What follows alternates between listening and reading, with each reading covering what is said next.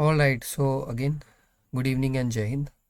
I hope I am clearly audible to you and my screen will be visible to you in just next 10 seconds. This is your last class for this particular batch. We'll be covering your integration first of all. So let us start. All right. और तारीख हमारा 31 जुलाई। चलिए मैं आपको दिखा देता हूँ जो एनडीए का सिलेबस है उसके हिसाब से चीज़ों पर हम बात कर रहे होंगे। ऑलरेडी हम कुछ चीज़ें कवर कर चुके हैं और जो आपका वीडियो था बेसिक फाउंडेशन वाला, आई होप आपने उसको देखा होगा, चीज़ें थोड़ी बहुत आपको क्लियर हुई होंगी। अब हम आगे करेंगे integration as inverse of differentiation. तो पहले हम इस टॉपिक पर बात करते हैं कि इंटीग्रेशन जो है, चलिए तो सबसे पहला टॉपिक हमारा क्या था, इंटीग्रेशन जो है हमारा वो हमारा क्या होता है, रिवर्स होता है डिफरेंशिएशन का, रिवर्स ऑफ डिफरेंशिएशन। अब हम ऐसा कैसे कह सकते हैं कि इंटीग्रेशन रिवर्स होता है डिफरेंशिएशन का? अगर हम आपसे पूछे कि एक्स स्क्वायर का इंटीग्रेशन क्या होगा, तो बहुत फेमस फार्मूला है कि एक्स स्क्वायर का इंटीग्रेशन, सर एक्स एन का इंटीग्रेशन लगा दो आप, तो होता है x n plus one by N plus one. अब इनडेफिनिट इंटीग्रेशन क्या होता है? अगर यहाँ पर कुछ ना लिखा हो नीचे ऊपर तो हम उसको क्या बोलते हैं, इनडेफिनिट इंटीग्रेशन। लेकिन कुछ लिखा हो जैसे ए बी, ए को हम लोअर लिमिट बोलते हैं, बी को हम अपर लिमिट बोलते हैं, तो हम इसको बोलेंगे कि ये डेफिनेट इंटीग्रल है। तो एक्स स्क्वायर का इंटीग्रेशन हमारा आएगा एक्स क्यूब बाई थ्री। अब क्या मतलब है इस बात का? इस बात का ये मतलब भी है कि अगर आप एक्स क्यूब बाई थ्री यानी कि जो ये आंसर आ रहा है इसका आप क्या कर दें डिफरेंशिएशन, तो आपको क्वेश्चन आ जाएगा। आप करके देख लीजिए, ये जो आंसर है ना आपका, इसका आप डिफरेंशिएशन करो, आपको ये आ जाएगा। चलिए लेट अस ट्राई। y बराबर क्या होगा, एक्स क्यूब बाई थ्री। अब करते हैं इसका डिफरेंशिएशन, तो d y by D x कितना होगा, वन बाई थ्री, और एक्स क्यूब का डिफरेंशिएशन करेंगे कितना होगा, थ्री एक्स स्क्वायर। थ्री और थ्री कैंसिल हो जाएगा, कितना आएगा, एक्स स्क्वायर। यानी हम कह सकते हैं कि अगर एक्स स्क्वायर का integration x cube by three है तो एक्स क्यूब बाई थ्री का डिफरेंशिएशन एक्स स्क्वायर है, राइट। मतलब इंटीग्रेशन जो है रिवर्स है डिफरेंशिएशन का, राइट।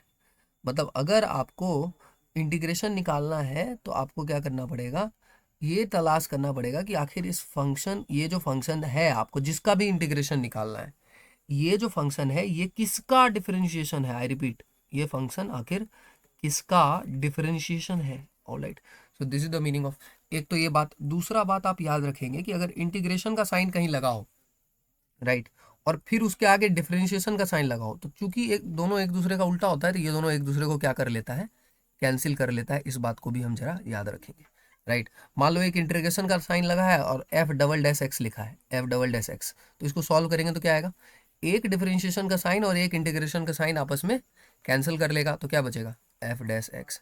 मान लो दो इंटीग्रेशन का साइन लगा हुआ है और दो डिफरेंशिएशन का साइन लगा हुआ है, तो क्या होगा, एक इंटीग्रेशन का साइन और एक इसका साइन कैंसिल कर लेगा, राइट। ये वाला इंटीग्रेशन इस डिफरेंशिएशन को कैंसिल कर देगा, मतलब सिर्फ और सिर्फ क्या बचेगा, एफ एक्स बचेगा। यही आपका पहला पॉइंट था, integration as a inverse of differentiation. ठीक है, ये क्लियर हो गया। Yes sir.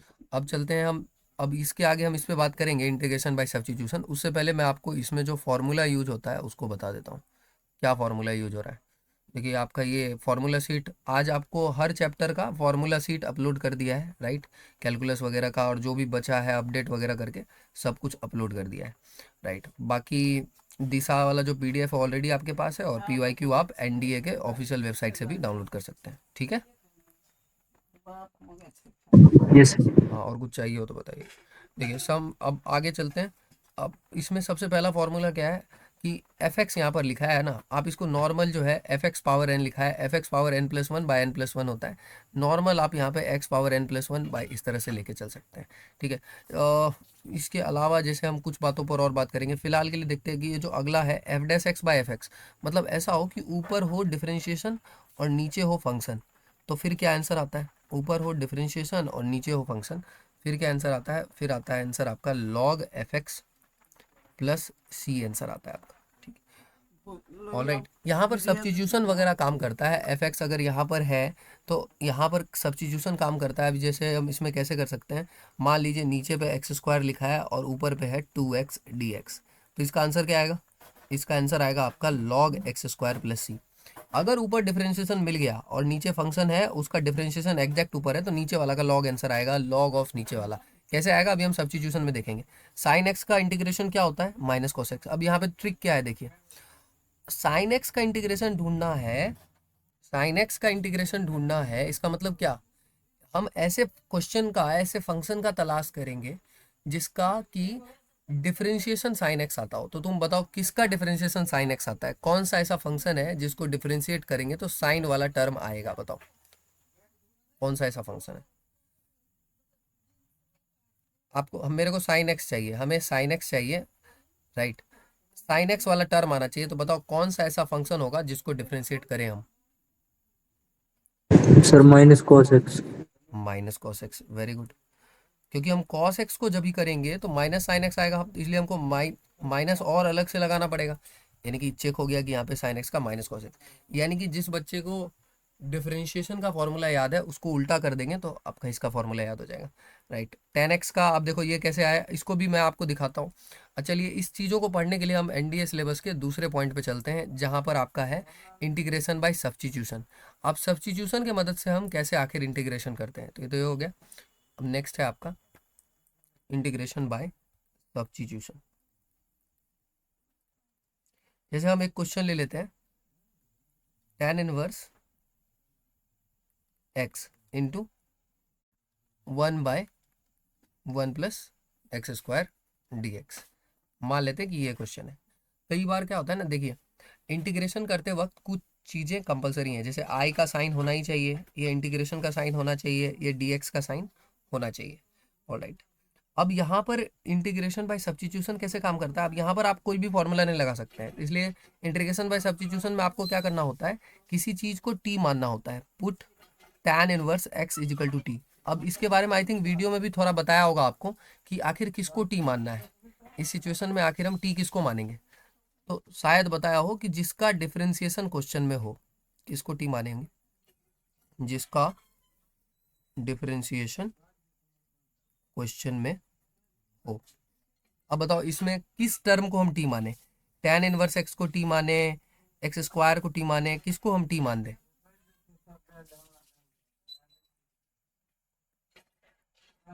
अब बताओ। सर tan इनवर्स एक्स को। हाँ, क्योंकि उसका डिफरेंशिएशन क्या होता है, सर 1/1 + x। और टी का हो जाएगा dt/dx। और हम देख रहे हैं कि यहाँ पे 1/1 + x² है, तो यही टेक्निक है कि किसको टी मानना है। और ये ट्रिक याद रखेंगे आप, ये स्ट्रैटेजी याद रखेंगे तो आपका काम हो जाएगा, dx/1 + x² बराबर dt। ये रणनीति याद रखिए। चलिए अब देखिए dx/1 + x² है यहाँ पर, तो इसको, ये सब्स्टिट्यूशन का मतलब क्या है, देखो जैसे फुटबॉल में कोई खिलाड़ी है, प्लेयर नंबर 7, अब 7 अगर थोड़ा सा इंजर्ड हो गया तो 7 के बदले आता है 8, राइट। तो सब्स्टिट्यूशन का मतलब है कि जो वेरिएबल पहले खेल रहा था, नहीं एक्स, एक्स के जगह पे टोटल हम किसको ले आएंगे, टी को ले आएंगे, यही है सब्स्टिट्यूशन। तो tan इनवर्स एक्स जो है हमारा, तो tan इनवर्स एक्स मतलब हर हर वेरिएबल के जगह पे आपको नया वेरिएबल दिखना चाहिए। tan इनवर्स एक्स तो टी हो गया, और dx/x + 1 स्क्वायर, देखिए यहाँ पे dx इधर भेज देंगे तो इसके जगह पे हम लिख देंगे dt, इस पूरे के जगह पे dx/1 + x²। तो टी डी टी को अगर हम सॉल्व करेंगे तो कितना आएगा, t²/, इसको हटा दीजिए, t² / 2 + c आ जाएगा। और t को कितना माना गया था, tan इनवर्स x का स्क्वायर बाई 2 + c। ठीक है, क्लियर हो गया। Yes sir. बस यही सही है। और आपका आई बराबर, अब देखो वो जो फॉर्मूला था आपका कैलकुलस में, ये फॉर्मूला भी हम प्रूव कर सकते हैं। मैं आपको एक करके दिखा देता हूँ, बाकी आपको फॉर्मूला याद ही करना है। देखिए tan x dx, अब इसको प्रूफ कैसे करेंगे, तो ये हो जाएगा आपका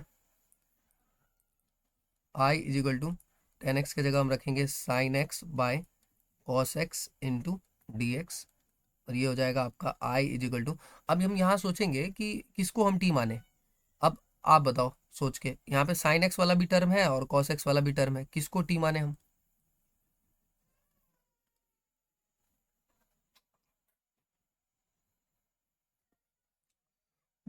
यहाँ पे कॉस एक्स को मानेंगे, बताता हूँ क्यों। अब देखो, अगर हम कॉस एक्स को टी मान लें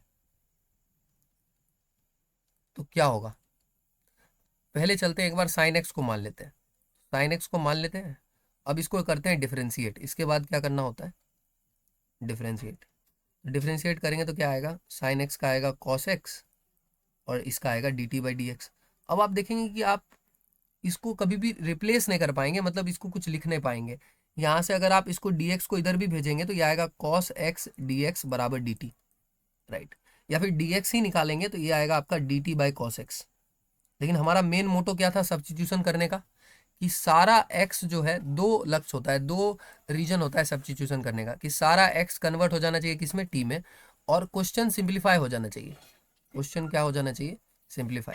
दोनों में से कुछ भी नहीं होगा, राइट। क्यों? क्योंकि अगर आप dx को अब वो क्या रखेंगे, dt by cos x, dt by cos x, और फिर cos x को तो आप t रख देंगे, फिर यहाँ पे cos x बच जाएगा आपका, राइट।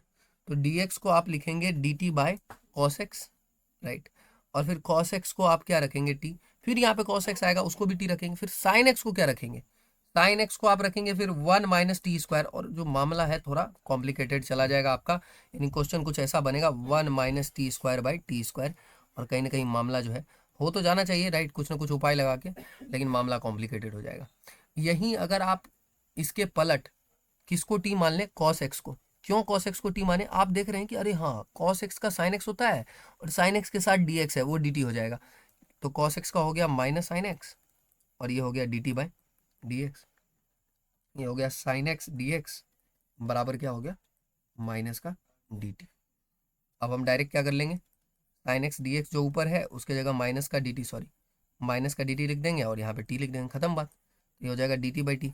अब बताओ dx बाई x का इंटीग्रेशन क्या होता है, मालूम है dx बाई x का integration sir log x। log x होता है, log mod x। तो यहाँ पर भी वही आंसर आ जाएगा, log mod t। log, अब log पे mod क्यों लगता है, क्योंकि log जो है हमेशा पॉजिटिव वैल्यू लेता है, इसीलिए log पे mod लगता है। ये छोटा मोटा बात बहुत इंपॉर्टेंट है, खासकर एनडीए एग्जाम में।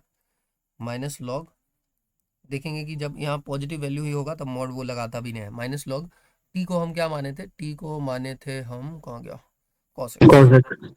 तो minus log mod cos X plus C, यही इसका आंसर हो जाएगा। और यहाँ पर इसका एक और आंसर हो सकता है, अगर माइनस लॉग कॉस एक्स है तो इसको आप लॉग सेक एक्स लिख सकते हैं। इसको आप लॉग सेक एक्स लिख सकते हैं। कैसे लिख सकते हैं, वो ऐसे लिख सकते हैं कि लॉग माइनस, चाहे ऐसे सोचिए कि माइनस है ना, तो माइनस पावर में चला जाएगा, माइनस जो है कॉस एक्स के पावर में चला जाएगा। क्यों? क्योंकि log m power n formula होता है, लॉग एम का पावर एन होता है, क्या होता है, एन लॉग एम होता है, ठीक है। तो माइनस आगे आ जाएगा, माइनस लॉग कॉस एक्स। लेकिन अभी हम माइनस आगे लाते नहीं हैं, ऐसे ही लिखते हैं, लॉग कॉस कॉस एक्स को लिखेंगे 1 बाय कॉस एक्स, और 1 by cos x power minus 1 को, और 1 बाय कॉस एक्स को हम क्या लिखेंगे, लॉग सेक एक्स। ठीक है, क्लियर। yes sir।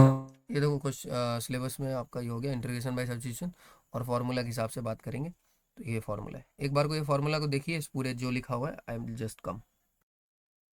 चलिए, एम ऑडिबल।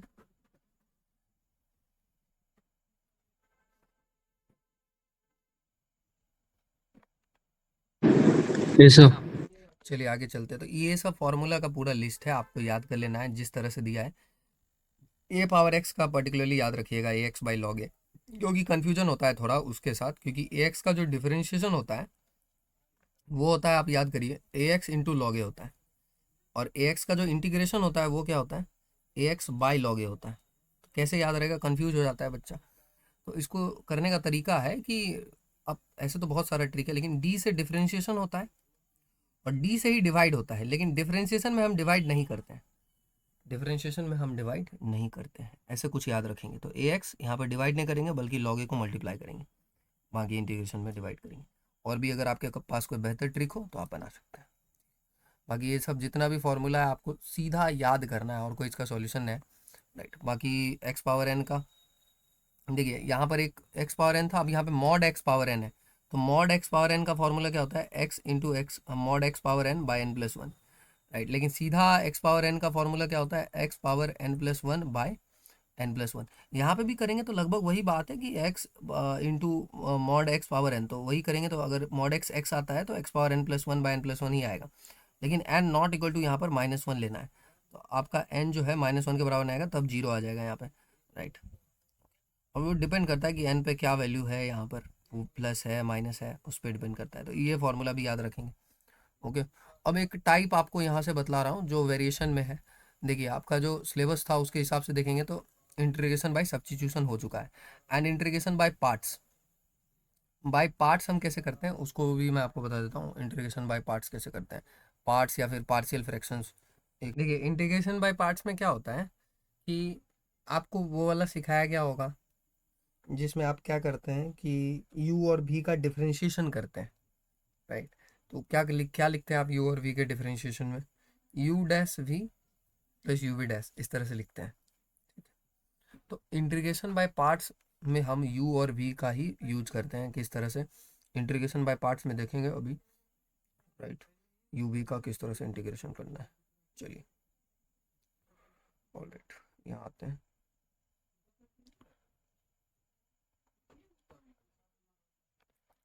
चलिए ध्यान से सीखिएगा। क्वेश्चन हम ले लेते हैं i इज इक्वल टू, चलिए एक आपका क्वेश्चन लेते हैं x सेक स्क्वायर x, ठीक है। अब इसका इंटीग्रेशन करना है तो इसके लिए फॉर्मूला होता है, इसको, ये टॉपिक का क्या नाम है, इंटीग्रेशन बाय पार्ट्स। तो फॉर्मूला होता है u और v का इंटीग्रेशन। अब u और v की जगह हम ऐसे लिख लेते हैं 1 और 2 का इंटीग्रेशन। शायद आपको वीडियो में भी बताया हो कि 1 और 2 का इंटीग्रेशन कैसे निकलता है। तो क्या बताया था आपको, पहले को छोड़ के दूसरे का इंटीग्रेशन माइनस इंटीग्रेशन जिसको छोड़ा था उसका डिफरेंशिएशन, फिर से दूसरे का इंटीग्रेशन, ठीक है। अब पता कैसे करेंगे कि कौन पहला है कौन दूसरा, उसके लिए एक नियम है। कौन सा नियम है, उसको बोलते हैं आइलेट का नियम, आइलेट रूल। अब आइलेट रूल क्या है, आई का मतलब होता है इनवर्स, एल का मतलब लॉग, ए का मतलब एलजेब्रा, टी का मतलब ट्रिगो और ई का मतलब एक्सपोनेंशियल, ठीक है। तो इनवर्स मतलब प्रायोरिटी में सबसे पहला कौन होता है, इनवर्स फर्स्ट होता है, फिर लॉग होता है। अलजेब्रा समझ रहे हैं, एक्स एक्स स्क्वायर, एक्स का कुछ भी आएगा अलजेब्रा। ट्रिगो तो समझ रहे हैं, एक्सपोनेंशियल ए पावर एक्स और ई पावर एक्स, ठीक है। अब इसमें बताओ, अगर आप समझ गए तो इसमें बताओ, ये यहाँ पे दो फंक्शन है एक्स और सेक स्क्वायर एक्स, इसमें फर्स्ट कौन होगा सेकंड कौन होगा बताओ। सर एक्स फर्स्ट होगा सर, और एक्स सेकंड फर्स्ट फिर होगा, एक्स सेकंड। ये सेकंड हो जाएगा। अब लगा दो फॉर्मूला, खत्म बात। पहले को छोड़ के दूसरे का इंटीग्रेशन, ऐसे ही पढ़ के याद करते हैं, ऐसे पढ़ के याद करिएगा। पहले को छोड़ के दूसरे का इंटीग्रेशन माइनस इंटीग्रेशन जिसको छोड़ा था उसका डिफरेंशिएशन, फिर से दूसरे का इंटीग्रेशन dx होल dx कर दीजिए सॉल्व। आई एक्स सेक स्क्वायर एक्स का इंटीग्रेशन होता है 10x, ये याद करना पड़ेगा। सेक स्क्वायर एक्स का फिर से इंटीग्रेशन 10x, एक्स डैश का डिफरेंशिएशन 1, और 10x का अभी ही हमने याद किया था लॉग कॉस एक्स। अगर कॉस के टर्म्स में लेंगे तो लॉग कॉस एक्स आएगा, सेक के टर्म में लेंगे तो लॉग सेक एक्स आएगा, राइट। तो अगर 10x का इंटीग्रेशन बात करें तो माइनस लॉग कॉस एक्स आता है। 10x का इंटीग्रेशन अभी अभी पढ़ा था, वो आता है minus log mod cos x, ठीक है। तो वो रखेंगे यहाँ तो माइनस प्लस हो जाएगा, तो यहाँ आएगा आपका log mod cos X plus C. ये आपका एनसीईआरटी का है, आप आंसर मिला सकते हैं, ठीक है। इसका ये आंसर आएगा एक्स 10x, उसके बाद आएगा plus log mod cos X plus C. ये आपका टॉपिक था इंटीग्रेशन बाय पार्ट्स, क्लियर। ये सर। ठीक है, अब इसी पे आपको प्रैक्टिस करना है। मैं आपको सिर्फ बेसिक्स बता देता हूँ, और ये चैप्टर बेसिक्स और फॉर्मूला जिसको पता है आराम से कर लेगा, राइट। प्रोबेबिलिटी स्टैटिस्टिक्स छोड़ के, फिर से बता रहा हूँ, आप कोई भी चैप्टर छोड़ के मत जाइएगा।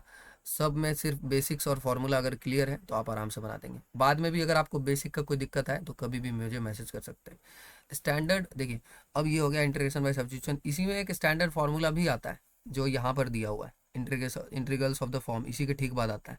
कभी कभी ऐसा क्वेश्चन आता है कि आपको लिखा मिलेगा ई एक्स, फिर बाहर आपको मिलेगा एफ एक्स, और ठीक साथ में मिलेगा आपको एफ डैश एक्स, ऐसे मिलेगा आपको।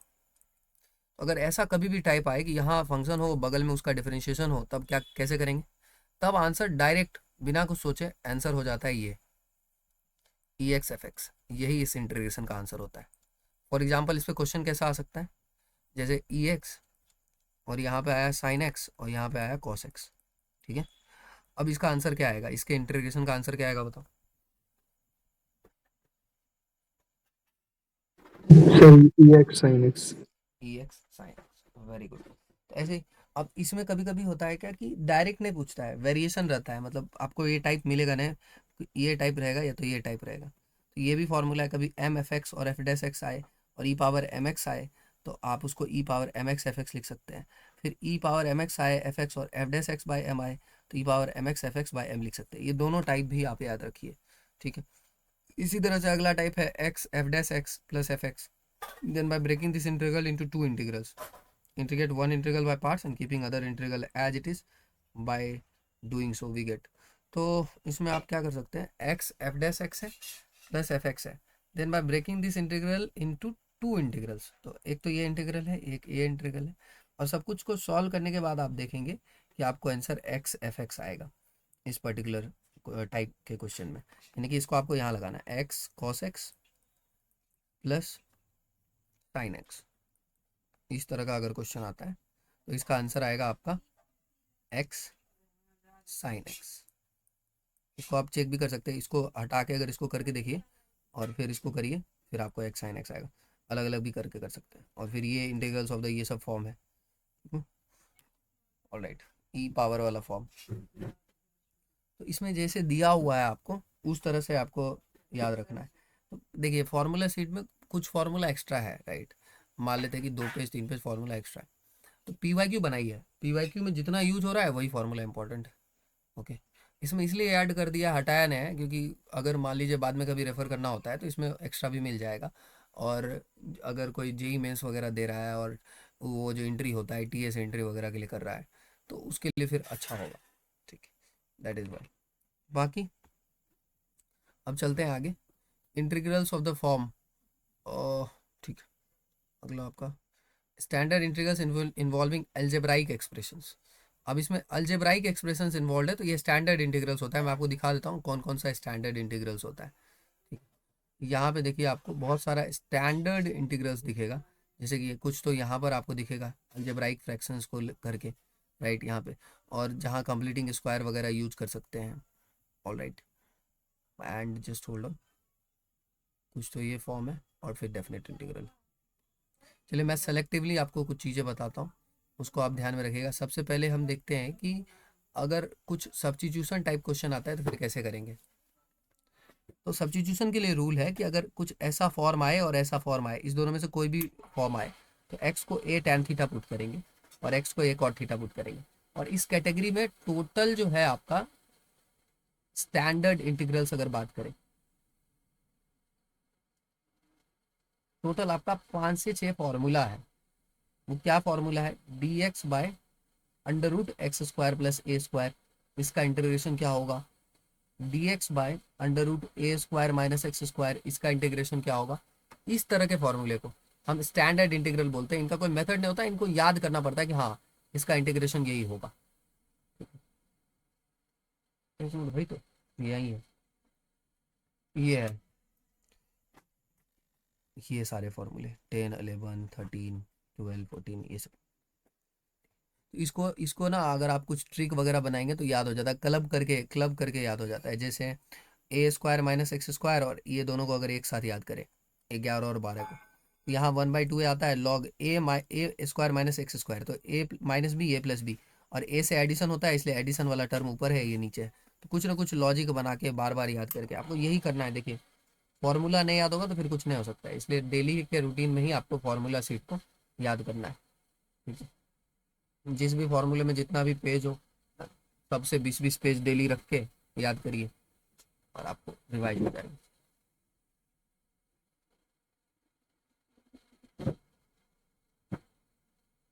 चलिए एक तो वो हो गया। बाकी ये वाला टाइप अगर आ जाए तो कैसे करेंगे, तो इसमें जो है हम कंप्लीटिंग स्क्वायर करते हैं। जैसे कोई क्वेश्चन अगर हम ले डी एक्स बाय, चलिए यही क्वेश्चन ले लेते हैं, x square plus 6x plus 5, right. तो इस क्वेश्चन को कैसे करेंगे, ये आपका कंप्लीटिंग स्क्वायर हो गया।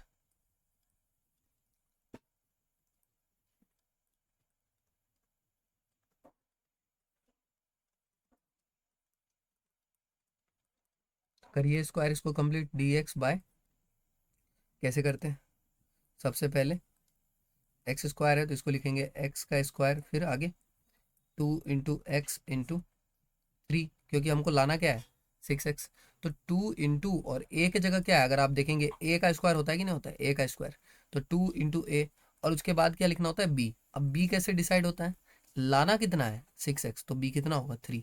अब एक बार b 3 डिसाइड हो गया तो 3 का स्क्वायर जोड़ देंगे और 3 का स्क्वायर ही घटा लेंगे +5। और यहाँ तक क्या फॉर्मूला बनेगा, अब यहाँ से लेके यहाँ तक ये फॉर्मूला बन जाएगा आपका dx/a² + b² + 2ab। तो ये हो जाएगा आपका a + b का होल स्क्वायर, और आगे क्या बचेगा -9 प्लस आपका 5। यहाँ से क्या फॉर्मूला बन गया, dx/x + 3 का होल स्क्वायर -9 + 4 5, ये आपका -4 हो जाएगा। ये हो जाएगा dx/x + 3 का स्क्वायर -2 का स्क्वायर। अब इसमें आपको फॉर्मूला लगा देना है, राइट। x² - a² वाला फॉर्मूला लगा दीजिए, और 1/2a लॉग करके जो भी आता है 1/2a लॉग x + 3 - 2, तो ये ऊपर क्या आ जाएगा x + 1, और नीचे x + 3 + 2, तो x + 5, इस तरह से आएगा। और अगर माइनस कॉमन लेके करेंगे तो रिवर्स हो जाएगा, माइनस कॉमन लेके करेंगे तो रिवर्स हो जाएगा। तो आंसर मिला ये। ऊपर आपका आ रहा है क्या, एक मिनट रुक जाओ, पर भी वही होगा आपका, कंप्लीट स्क्वायर करना होता है, राइट। और उसके बाद ये फॉर्मेट पे सेट हो जाता है। जैसे यहाँ पे भी क्वेश्चन है x² - 1, तो इसमें x² को कॉमन लिया गया है और नीचे x² से डिवाइड किया गया है, और कंप्लीट स्क्वायर करके इस टाइप पे लाया जाता है, और इसमें ज़्यादा कुछ किया नहीं जाता है। 2 + 9x² है, इसमें भी कंप्लीट स्क्वायर किया जा रहा है, √2 का स्क्वायर + 3x का स्क्वायर, ठीक है। तो यहाँ पर अगर टाइप में आ गया √2 का स्क्वायर + 3x का स्क्वायर, तो यहाँ पर क्या करेंगे 1/a, तो यहाँ पर आएगा 1/a। a कितना है आपका √2। अच्छा, यहाँ 3 से डिवाइड क्यों हुआ ये बताओ। 3 से डिवाइड करने के पीछे एक रूल है। रूल क्या है कि अगर आप यहाँ पर लिख रहे हैं a² + x², और x के आगे अगर आपका देखिए क्या है, x के आगे 3 है, 3, तो जो कोएफिशिएंट है उससे डिवाइड भी करना पड़ेगा फाइनल आंसर को। This is very very important rule, तो इसको हम समझ लेते हैं। बाकी कंप्लीटिंग स्क्वायर तो यही था, इसके आगे सॉल्व करिएगा, फॉर्मूला लगा यही आंसर आएगा। अच्छा, साइन एक्स का इंटीग्रेशन क्या होगा, वो तो होगा -cos x। लेकिन साइन 5x का इंटीग्रेशन क्या होगा, साइन 5x का, साइन 5x का इंटीग्रेशन होगा, बोलो। -cos 5x/5 upon + 5 c। + c, divide भी होगा यहाँ पे, ये याद रखेंगे। बाकी ये था कंप्लीटिंग स्क्वायर मेथड, ये हो गया। बाकी involving algebraic expressions, trigonometric, exponential and hyperbolic functions, तो ये मैं अभी आपको बता देता हूँ, और फिर डेफिनेट इंटीग्रल्स पे चलेंगे। देखिए,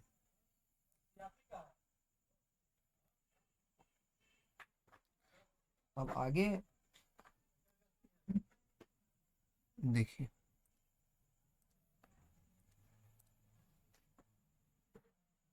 एक टाइप होता है आपका, इसमें रहता है 5x + 3/x² + 2x + 5। इसको कैसे करेंगे, ये भी एक टाइप रहता है, ऊपर a px + q नीचे।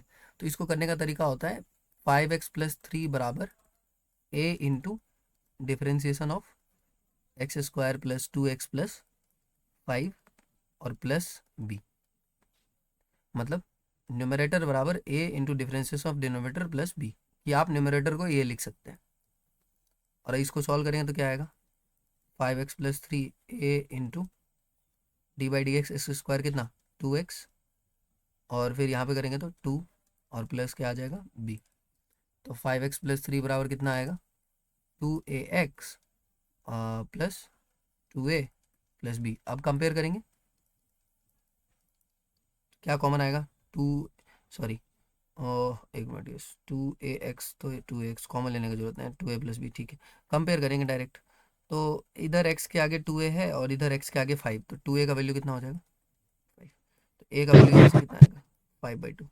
और 2a + b का चूंकि कांस्टेंट टर्म है, कांस्टेंट टर्म, तो इसको 3 से कंपेयर कर लेंगे, तो 2a + b का वैल्यू 3 आएगा। यहाँ पे रख देंगे a की जगह, तो a तो 5/2 है, तो 5/2, 2 इंटू 5/2 5 बचेगा, 5 + b = 3, तो b बराबर आपका -2 आएगा। तो इसको अब क्या करेंगे, a 5/2 आ गया, b -2 आ गया। अब क्या करेंगे, अब जो है ये 5x+3 को पुट कर देंगे, 5x+3 को क्या माना था वो यहाँ जाके पुट कर देंगे, तो क्या आएगा 5x+3 को हम लिख सकते हैं, सॉरी ये वाला पुट करेंगे, sorry let me clear it, ये जो भी 5x+3 को माना था, तो उसके जगह आएगा a/2 यानी कि 5/2 a इंटू 2x+2, तो a into 2x+2 plus B यानी कि -2 बाय x² + 2x + 5। अब अलग अलग कर लेंगे, या प्रसाद सब में बटेगा, ये मिडिल साइन है, ये इसके नीचे भी जाएगा, ये इसके नीचे, दो अलग अलग टर्म आएगा। अब इस वाले टर्म का क्या खास बात होगा जो ये आएगा, इस वाले टर्म का एक ही खास बात होगा, वो ये कि नीचे जो है x² + 2x उसका एग्जैक्ट डिफरेंशिएशन ऊपर है 2x+2, यानी कि अगर नीचे वाले को हम t मान ले, ठीक है, नीचे वाले को अगर हम x² + 2x + 5 को क्या मान ले, t मान ले, तो उसका डिफरेंशिएशन आएगा 2x+2 dt/dx, और 2x+2 dx को हम dt लिख देंगे और सब्स्टिट्यूशन से फिर वो सॉल्व हो जाएगा। और जो बाकी बचा पार्ट है वो कैसे सॉल्व होगा, वो आपका फिर जैसे पहले बताया कंप्लीटिंग स्क्वायर करने के बाद स्टैंडर्ड फार्मूला लगा के सॉल्व होगा, जो स्टैंडर्ड फार्मूला आपको 5-6 बताया गया। Alright, clear? Yes, sir. तो यही है आपका, राइट, है ना, उसमें भी डिस्कस किया है, बट यहाँ पे और थोड़ा एक बार बेसिक से मैं आपको बता दिया, standard integrals involving algebraic expressions. Alright, ठीक है, तो बाकी का जो भी है वो इस वाले सीट में दिया हुआ, अब यहीं पर अगर रूट आ जाएगा तो कोई बात नहीं, रूट वाला फॉर्मूला लग जाएगा, राइट, यही सब है बाकी, ठीक है।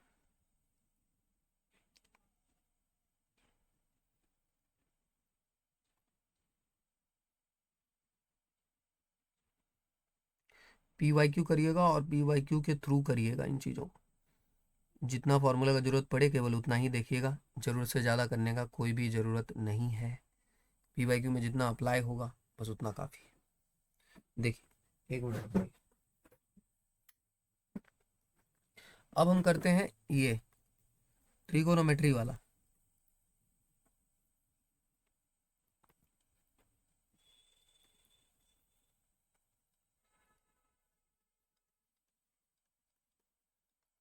कैसे करते हैं हम ट्रिगोनोमेट्री वाला इंटीग्रेशन वगैरह, उसके लिए तो आपको फार्मूला वगैरह है, जो ट्रिगोनोमेट्री का मेन फार्मूला है तो वो पता होना चाहिए। दूसरा, इसमें आप जो है PTS मेथड लगाते हैं, प्रोडक्ट टू सम, और एक मेथड लगाते हैं DOP। अब DOP PTS क्या है, DOP का मतलब है डिक्रीज ऑफ पावर। जैसे मैं आपसे पूछूं कि बताओ sin² x का इंटीग्रेशन क्या होगा,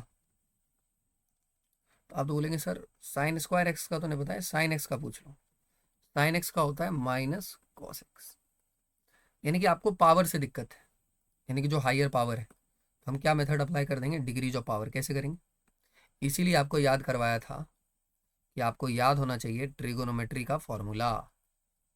अब आप बताइए कौन सा फॉर्मूला आपको याद है जिसमें sin² x आता है, लेकिन और जो ट्रिगोनोमेट्रिक फंक्शन आता है उसका सिंगल पावर आता है, मतलब पावर उसका 1 होता है। sin² x किस फॉर्मूले में आता है, Sir, cos 2x.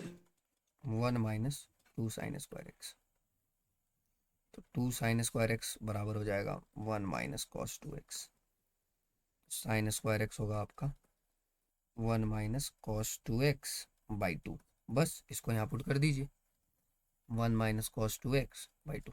अब वो दिक्कत समस्या सब सॉल्व हो गया, पहले पावर 2 था अब पावर 1 आएगा, तो 1/2 अलग और cos 2x/2 अलग, इन दोनों को प्रसाद बांट देंगे हम, तो dx/x x/2 आएगा। और अब फिर यहाँ पे cos 2x का होगा sin 2x, और फिर हम यहाँ पे गलती नहीं करेंगे, यहीं पर बच्चों से गलती हो जाता है, 2 को से डिवाइड भी करना पड़ेगा, ठीक है, और यहाँ पे प्लस सी आ जाएगा। क्लियर?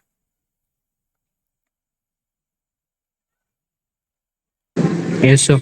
अब एक और देख लेते हैं, PTS प्रोडक्ट टू सम। तो जो प्रोडक्ट टू सम वाला पार्ट है हमारा, वो कब अप्लाई होगा, जैसे आपको कुछ ऐसा क्वेश्चन आ जाए, sin 2x sin 3x sin 4x, अब इसमें कैसे करेंगे, इसमें जो है आपको पहले 2 से डिवाइड और 2 से मल्टीप्लाई, अब इसके बाद फॉर्मूला किसका, 2 sin A sin B का, अब ये तो आपको ही याद करना पड़ेगा, 2 साइन ए साइन बी का क्या फॉर्मूला होता है, sine cos cos sine cos sine cos sine, सबसे लास्ट वाला होता है, सबसे लास्ट वाला। तो सबसे लास्ट वाले में क्या था याद करिए, कॉस ए माइनस बी, पहले ए माइनस बी था यानी कि 2x माइनस 3x, फिर था कॉस ए प्लस बी। ये फॉर्मूला नहीं याद होगा तो कुछ नहीं हो सकता है, ये फॉर्मूला याद होना चाहिए वरना ये बनेगा ही नहीं। फिर इसके आगे आप सॉल्व करिएगा, यहाँ कुछ आएगा यहाँ कुछ आएगा, फिर मल्टीप्लाई करिएगा, फिर फॉर्मूला लगाइएगा, राइट। वो जो 8 फॉर्मूले का सेट हम ट्रिगोनोमेट्री में डिस्कस कर चुके हैं, राइट, याद है? ऐसा ठीक है।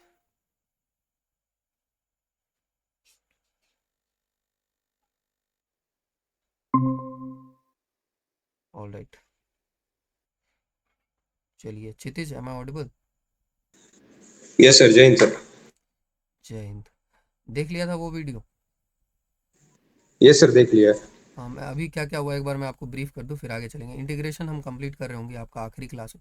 इंटीग्रेशन में हम सिलेबस वाइज ही कर रहे थे, ये इंटीग्रेशन एज इनवर्स और डिफरेंशिएशन, इंटीग्रेशन का formula, integration by substitution, by parts, standard integrals, algebraic expression, trigonometry, तो यहाँ तक कर चुके हैं, ट्रिगोनोमेट्री तक। और आप जब अब ज्वाइन कर रहे हैं उसके आगे करेंगे। ये देख लीजिए सब्स्टिट्यूशन, ये वीडियो रिकॉर्डिंग आपको मिल जाएगा, उसको ही थोड़ा और अच्छे से एलेबरेट किया है, वीडियो में तो बताया लेकिन एक सिलसिलेवार ढंग से हम इसमें बता रहे हैं कि सिलेबस को पॉइंट टू पॉइंट किस तरह से। और चलिए, और बाकी जो फार्मूला सीट है अभी हर चैप्टर के लिए आपको ऑलरेडी अपलोड कर दिया है, उसमें थोड़ा फार्मूला ज़्यादा है, इसलिए सब फार्मूले को मत करिएगा, जो भी पीवाईक्यू बनाते वक्त अप्लाई हो, ज़रूरत पड़े, केवल उसी फार्मूले को करिएगा। ठीक है, यहाँ तक बात क्लियर है क्षितिज? Yes sir. चलिए अब आगे चलें। आपको लेट हो गया, क्या बात है? देर से मैसेज देखा था सर क्या? वो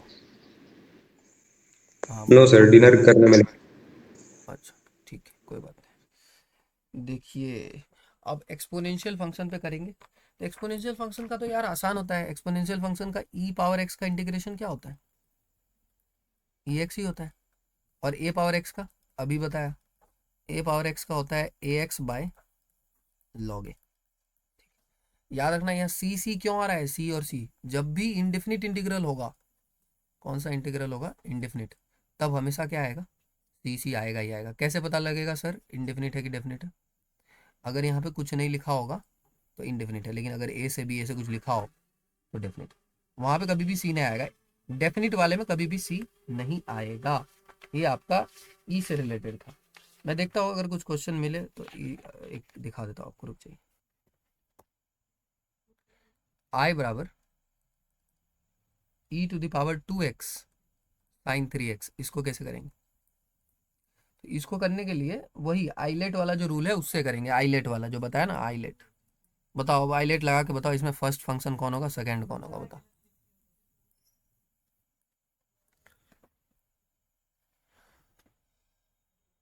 दो फंक्शन है ना, दो, फर्स्ट कौन होगा, सेकंड कौन होगा?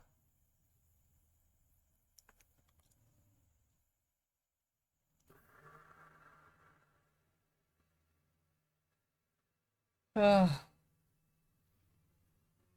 Sir sine 3x first function होगा और e to the power 2x second function हाँ, होगा। और आपको फॉर्मूला याद होगा, फॉर्मूला तो याद करना पड़ेगा, अभी उस वीडियो में भी बताया होगा आपको।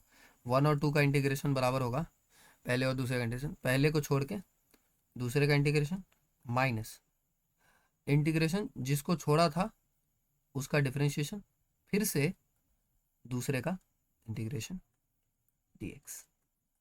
ठीक है, clear?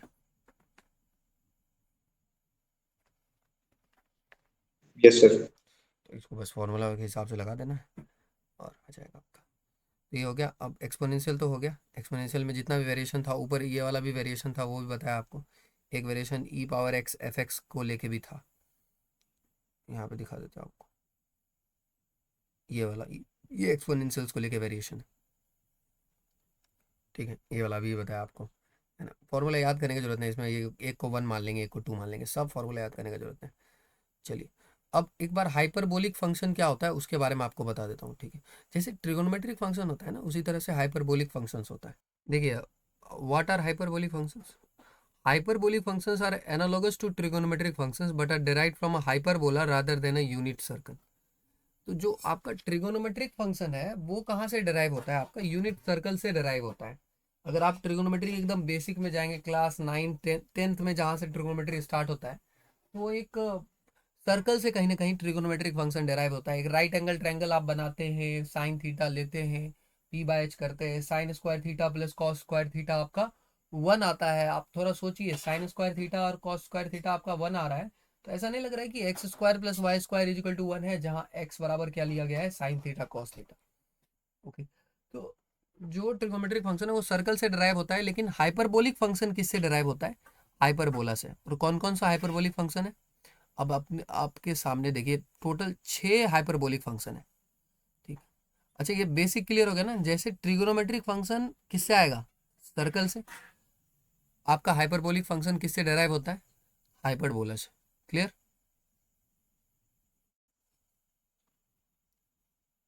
Yes, sir. Yes, sir.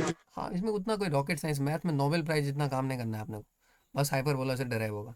ठीक है, बाकी साइन एच एक्स का मतलब होता है E power X minus E to the power minus X by two. अब सबका अपना अपना फॉर्मूला होता है, हाइपरबोलिक फंक्शन निकलेगा कैसे। अब साइन थीटा का जैसे अपने मतलब होता है कि हाँ, एक राइट ट्रायंगल में साइन थीटा रेशियो देगा किसका किसका, परपेंडिकुलर का और हाइपोटेन्यूज का। उसी तरह से हाइपरबोला में कुछ दे रहा है ये, हाइपरबोलिक टेंजेंट, इस तरह से टोटल फॉर्मूला होता है और उसका प्रॉपर्टीज वगैरह होता है।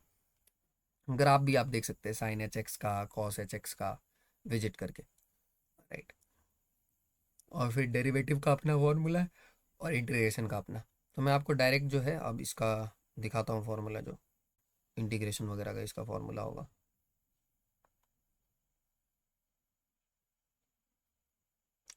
ऐसे तो ऐड किया है मैंने, ये देखो, ये है इंटीग्रेशन का फॉर्मूला जो स्क्रीन पे दिख रहा है, हाइपरबोलिक फंक्शंस को लेके। और ये कुछ क्वेश्चंस वगैरह भी है उसको करने के लिए। ये आपका इसका पूरा फॉर्मूला सेट है हाइपरबोलिक फंक्शंस का, sine H X, cos H X, tan H X. I hope आपको दिख रहा हो, E X minus E to the power minus X by T, cot H X. तो लगभग तो वही फॉर्मूला है, sec H X 1 by cos H X, cosec H X 1 by sine H X. कुछ तो नया उतना है नहीं, ये भी उसी तरह का है, राइट, लगभग सेम है। और फिर फॉर्मूला के हिसाब से करना है।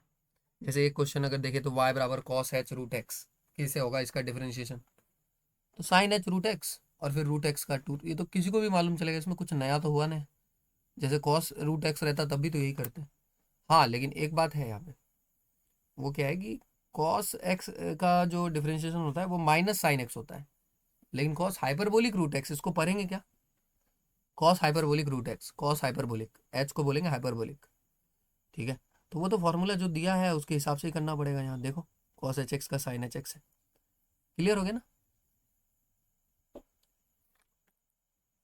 Yes, sir. Yes, sir. लो भाई, हाइपरबोलिक तक हो गया। अब चलते हैं आगे। तो यहाँ से यहाँ तक हम पूरा पढ़ चुके हैं इनडेफिनिट इंटीग्रल, ठीक है, और है डेफिनिट इंटीग्रल। मैं आपको सिर्फ बेसिक बता रहा हूँ और अप्लाई कैसे करना है एक दो सवालों को लेके।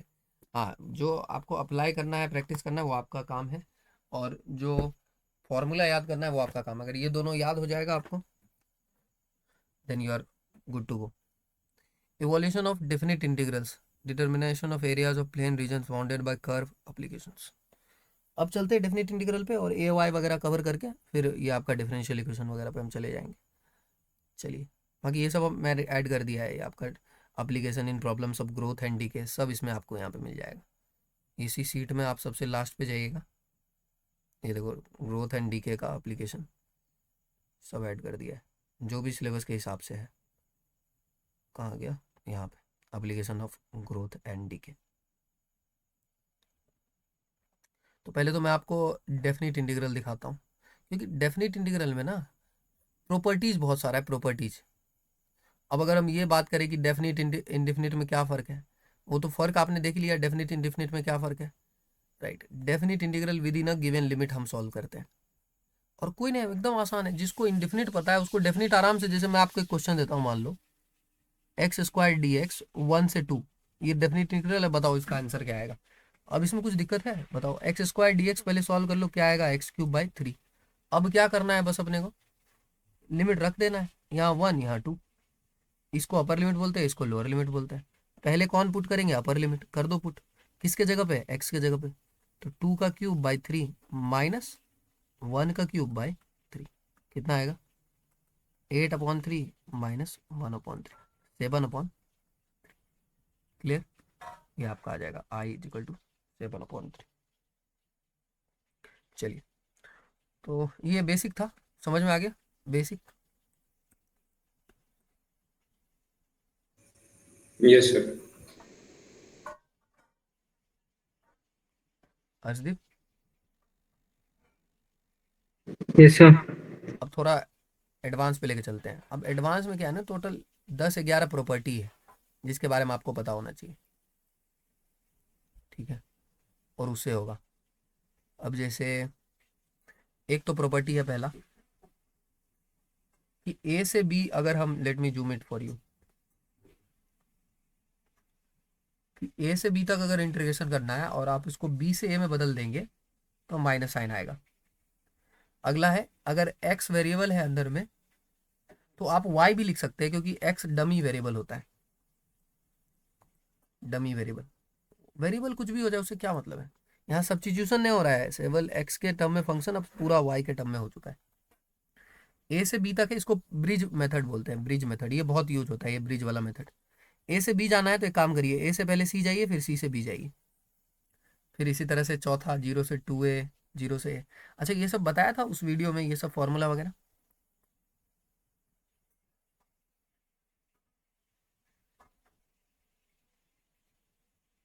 देखा होगा तुमने, बताओ।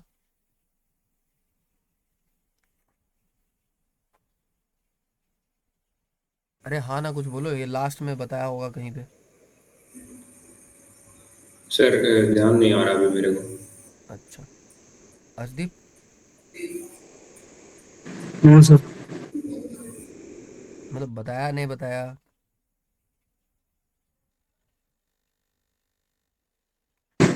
Sir, पता नहीं सर ये तो। अच्छा, ठीक है।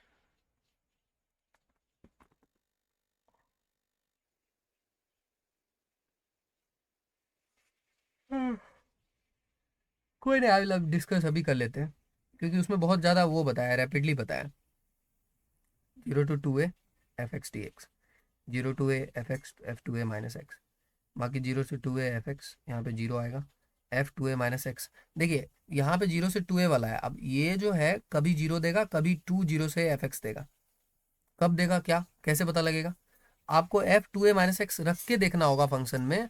अगर -f(x) दे रहा है तब आंसर 0 आएगा, लेकिन अगर f(x) दे रहा है तब आंसर 0 to a। अब इसी से आता है ये वाला चीज, देखो ये 0 से 2a वाला 0 से a तक गया f(x) और f(2a - x), और अगर f(2a - x) -f(x) दे देगा तो ये दोनों कट जाएगा, 0 आएगा, और अगर f(x) ही दे देगा तो ये 2 आ जाएगा, यहाँ पे 2 0 से f(x). ठीक है, क्लियर? Yes sir. और अगला f(x) f(a+b - x), बैठ के आराम से आप सोचेंगे तब भी, इसमें कोई रॉकेट साइंस नहीं है। देखिए, इसी तरह का क्वेश्चन है आपका। बाकी f(x) is a periodic function of period. Periodic function क्या होता है? अच्छा, पीरियोडिक फंक्शन मतलब जो खुद को क्या करे, रिपीट करे आफ्टर सर्टेन पीरियड। जैसे साइन एक्स एक पीरियोडिक फंक्शन है, 2 पाई के बाद फिर से खुद को उसी तरह से रिपीट करता है। पीरियोडिक फंक्शन मतलब f(t+x), राइट? अगर f(x) आ जाए तो हम बोलेंगे कि t उसका पीरियड था, t उसका क्या था, पीरियड था, इस तरह से। और यहाँ पे इस तरह का प्रॉपर्टी है, राइट? सब तो अप्लाई नहीं होगा, कुछ कुछ जो इंपॉर्टेंट है केवल वही अप्लाई होगा। ये एवोल्यूशन ऑफ डेफिनेट इंटीग्रल्स को लेके है, और उसके प्रॉपर्टी के बारे में अगर आपको मालूम है, बस एक प्रॉपर्टी वाला रिलेशन उसमें इंपॉर्टेंट है। और इसमें आई मान के बनाते हैं, याद रखिएगा, हमेशा आई मान के बनाते हैं। आई लिखना बार बार बहुत इंपॉर्टेंट है डेफिनेट इंटीग्रल में। अब देखते हैं आगे, determination of area of plain region bounded by curve. हम एक नए चैप्टर पे अब जाएंगे। इस चैप्टर का नाम क्या है आपका? इस चैप्टर का नाम है एओआई। एओआई यानी एप्लीकेशन ऑफ इंटीग्रल्स। अब इसमें कैसे करते हैं, इसमें मान लेते हैं हम कोई क्वेश्चन ले लेते हैं कि ये आपका एक लाइन है y = x, और ये आपका एक पैराबोला है। अब बताओ इस पैराबोला का इक्वेशन कौन बताएगा, क्या होगा इस पैराबोला का equation? Yes, very good. y² = x भी मान सकते हैं, 4x भी मान सकते हैं, क्योंकि क्या बताया था कि जिधर पावर नहीं होगा उधर फूल खिलेगा, जिधर पावर नहीं होगा उधर फूल खिलेगा। एक्स पे पावर नहीं है, इसलिए एक्स की तरफ फूल खिलेगा। ठीक है, अब आपको बताना है, बताओ ये वाला रीजन का एरिया कितना होगा। आपसे क्वेश्चन पूछा गया ये रीजन का एरिया बताओ, तो कैसे बताएंगे। अब यहीं पर ए लगाएंगे। ठीक है, जैसे ये पॉइंट, और पहले आपको ये वाला पॉइंट निकालना पड़ेगा कि आखिर ये इंटरसेक्शन का पॉइंट कितना है, कैसे पता लगेगा। अब पहले से आपको पता है कि दो कर्व का पॉइंट ऑफ इंटरसेक्शन हम कैसे निकालते हैं, दोनों के इक्वेशन को सॉल्व करके। तो करो सॉल्व भाई। y बराबर एक्स है, यहाँ रख दो, क्या आएगा, y बराबर एक्स रख देंगे इसमें, तो एक्स स्क्वायर बराबर एक्स हो जाएगा, तो एक्स बराबर वन हो जाएगा, एक्स वन हो जाएगा तो वाई भी कितना हो जाएगा, वन। मतलब ये जो पॉइंट ऑफ इंटरसेक्शन है 1,1 है, राइट, जिसमें ये वन होगा और ये वन होगा। अब लगाओ। अब क्या करना है आपको, पट्टी काटना है। देखो, अगर अब हम यहाँ एक पट्टी काटेंगे ऐसे, तो इस पट्टी का चौड़ाई कितना होगा, ये एक्स है ये वाई, इसका विड्थ कितना होगा डी एक्स, और इसका हाइट कितना होगा वाई। तो एरिया कितना होगा सर, एरिया, एरिया किसी रेक्टेंगल का एरिया क्या होता है बताओ, रेक्टेंगल का एरिया क्या होता है, लेंथ इंटू ब्रेड्थ होता है, तो ADX इंटू वाई हो जाएगा। यानी कि वाई इंटू डी एक्स। अब यहाँ पर आपको सोचना क्या है कि y इंटू डी एक्स तो चलो ठीक है, लेकिन छत मेथड, इसको हम क्या बोलते हैं, छत मेथड। छत कौन सा है, सबसे ऊपर देखेंगे कि छत कौन सा है। छत तो है भैया किसका, पैराबोला का, पैराबोला का छत। तो मतलब पैराबोला के लिए पहले एरिया हम अगर निकालेंगे तो पूरा ये एरिया आ जाएगा ना। तो जरा सोचिए, मैं आपको हाईलाइट करके दिखाता हूँ, ये पूरा एरिया आ जाएगा जिसको मैं पीला कर रहा हूँ। अगर पैराबोला के अंदर का एरिया निकालेंगे तो जिसको मैं पीला कर रहा हूँ ये पूरा एरिया आ जाएगा। लेकिन अपने को कौन सा चाहिए, अपने को तो सिर्फ अंदर वाला चाहिए, तो हमको घटाना पड़ेगा कौन सा एरिया, जिसको मैं लाल कर रहा हूँ। मतलब कुछ समझ में आ रहा है कि पीले वाले एरिया में से जो पूरा पीला वाला एरिया है, जो किसके अंदर है, पैराबोला के अंदर में, उसमें से लाल वाला एरिया, मतलब ये वाला एरिया क्या करना पड़ेगा, घटाना पड़ेगा। और लाल वाला एरिया किसके अंदर में, सॉरी सॉरी सॉरी, लाल वाला एरिया आपका लाइन के अंदर में। तो क्या लिखेंगे, वाई डी एक्स कहाँ से कहाँ तक, जीरो से लेके वन तक। अब लिमिट किस पे लगता है, जो चेंज कर रहा हो, एक्स चेंज कर रहा है, तो एक्स कहाँ से कहाँ तक, जीरो यहाँ होगा, और जब इस पॉइंट तक जाएंगे, राइट, तो एक्स का वैल्यू इस पॉइंट पे कितना है, वन है। फिर उसमें से घटाना पड़ेगा y two d x, y two d x, फिर ये जीरो से वन तक। ये वाई वन वाला किसके लिए है, वाई वन वाला किसका वाई वन है, पैराबोला के लिए। वाई टू वाला किसका वाई है, लाइन के लिए। पहले एक बात बताओ, ये लॉजिक समझ में आया। यस सर, आ गया। अर्शदीप,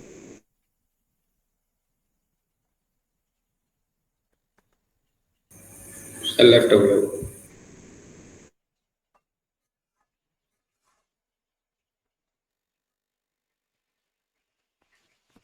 ठीक है, तो ये पैराबोला हो जाएगा, ये लाइन हो जाएगा आपका। तो ये ऊपर वाला जो है आपका, ये तो पैराबोला है, ये जो नीचे वाला है ये आपका लाइन है। तो वाई वन आप रखेंगे कहाँ से लाके, तो वाई स्क्वायर कितना था ऊपर वाला, देखो एक्स था, तो वाई कितना आ जाएगा, रूट एक्स। तो यहाँ पर क्या लिख देंगे, वाई वन की जगह क्या लिख देंगे, रूट एक्स, और रूट एक्स का इंटीग्रेशन कर लेंगे, है ना, x power one by two. और वाई टू को क्या लिखेंगे, वाई टू कहाँ से लिखेंगे हम, लाइन वाले से। तो लाइन में वाई बराबर कितना आ रहा है, तो वाई टू की जगह क्या लिख देंगे, एक्स। दोनों को सॉल्व कर लेंगे, लिमिट वगैरह पुट करके एरिया आ जाएगा। ठीक है, क्लियर। Yes sir. हाँ, बस ए वाई में इसी तरह का क्वेश्चन आता है। तो ये आपका पूरा जो इंटीग्रेशन का पोर्शन था कवर कर दिया मैंने, ए वाई का भी। अब एक आखिरी टॉपिक बचता है ना। आप बोल रहे थे कि देखने के बाद कुछ डाउट वगैरह बताओ, कोई डाउट है तो किसी टॉपिक में, इंटीग्रेशन में या इस पूरे इंटीग्रल कैलकुलेशन में, तो मैं बता दूं। इंटीग्रेशन वाले में पहले बताओ, उसके बाद डिफरेंशिएशन में जाएंगे अभी हम। नो सर, इंटीग्रेशन में कोई ऐसा डाउट नहीं है। ठीक है, फिर तो फॉर्मूला सीट लीजिए और क्वेश्चन प्रैक्टिस करेगा। मैं आपको देखिए, अब ये जो टॉपिक आ रहा है ना, डिफरेंशियल इक्वेशन, ये आपको श्योर शॉर्ट जो है 5-6 क्वेश्चन इसका दिख जाएगा आपको। ऑर्डर एंड डिग्री वाला ही केवल कितना ना, दो दो क्वेश्चन तो आपको ऑर्डर एंड डिग्री वाला दिख जाता है, राइट। और जनरल डिफरेंशियल इक्वेशन वगैरह कैसे करते हैं, तो बहुत आसान सा चैप्टर है आपका डिफरेंशियल इक्वेशन। 4-5 बातें इंपॉर्टेंट होती है डिफरेंशियल इक्वेशन में, तो मैं आपको वो दिखा देता हूँ और उसको कवर कर लीजिए। देखिए, बाकी ये वेरियस सिनेरियोज दिखाया गया है। सबसे पहले देखिए, डिफरेंशियल इक्वेशन होता क्या है। डिफरेंशियल इक्वेशन को समझने से पहले मैं आपसे पूछता हूँ, इक्वेशन क्या होता है। इक्वेशन के बारे में कुछ बताइएगा, इक्वेशन क्या होता है? सर जब किन्हीं दो क्वांटिटीज को हम इक्वल टू के दोनों तरफ लिख देते हैं और दोनों एक दूसरे के बराबर होती हैं, सर वो इक्वेशन होता बिल्कुल बिल्कुल। तो डिफरेंशियल इक्वेशन क्या होगा? जिसमें डिफरेंशिएशन का टर्म भी आ जाए तो वो डिफरेंशियल इक्वेशन हो जाएगा। जैसे dy by D x plus sine x is equal to 5, ये हमारा क्या हो जाएगा? डिफरेंशियल इक्वेशन हो जाएगा। अच्छा, इक्वेशन, किसी इक्वेशन को का सॉल्यूशन निकालना, इसका क्या मतलब होता है? जैसे मान लीजिए x प्लस वाई बराबर 2 है, तो इसका सॉल्यूशन निकालने का क्या मतलब हुआ?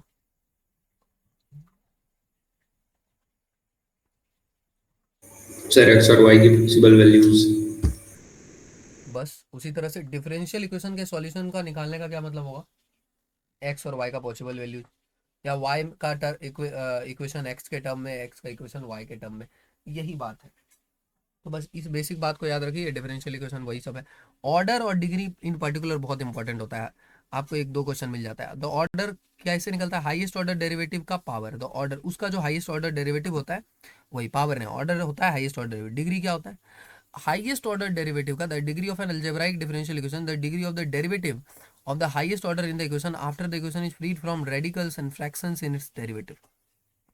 तो रेडिकल्स नहीं होना चाहिए, फ्रैक्शंस नहीं होना चाहिए, ठीक है। After the equation is free from radicals and fractions in its derivatives. तो डेरिवेटिव्स के अंदर में रेडिकल्स नहीं होना चाहिए और फ्रैक्शंस नहीं होना चाहिए।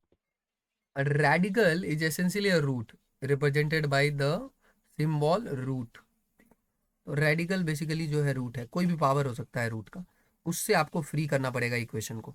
कई बार पॉइंट के फॉर्मेट में भी सवाल आता है, जैसे इस बार भी आया था, उससे आपको फ्री करना पड़ेगा। जनरल सॉल्यूशन, पार्टिकुलर सॉल्यूशन होता है, लेकिन मैं जो है आपको पहले इन जनरल दिखा देता हूँ कि जैसे मान लेते हैं कोई question, D square Y by D X square plus D cube Y by D X cube का power 4 plus sine X equal to 5।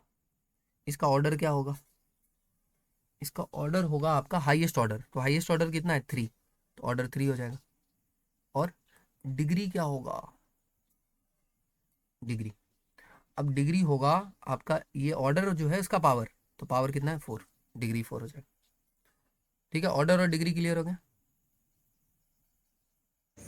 Yes sir. हाँ, तो एक क्वेश्चन इस बार आया था एनडीए 1 2024 में, उसको बनाइएगा जाके और बना के भेजिएगा अभी क्लास के बाद।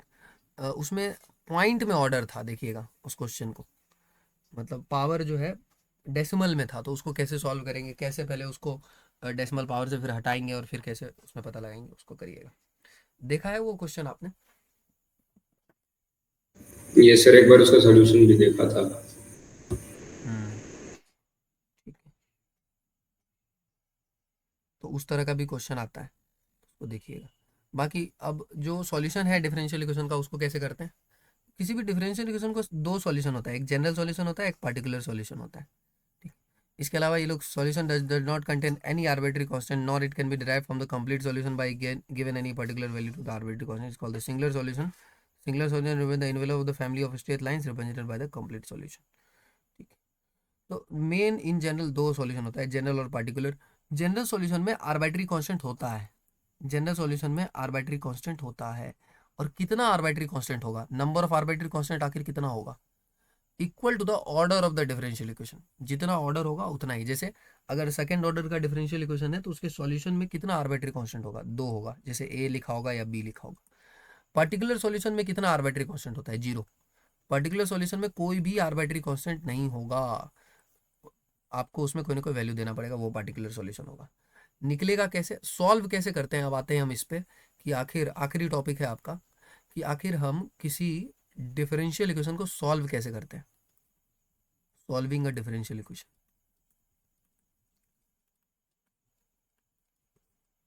तो सॉल्व करने का 3 मेथड है, 3।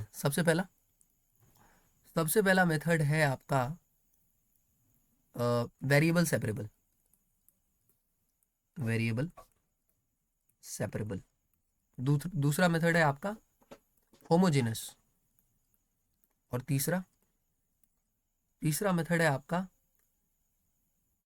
इंटीग्रेटिंग फैक्टर वाला मेथड,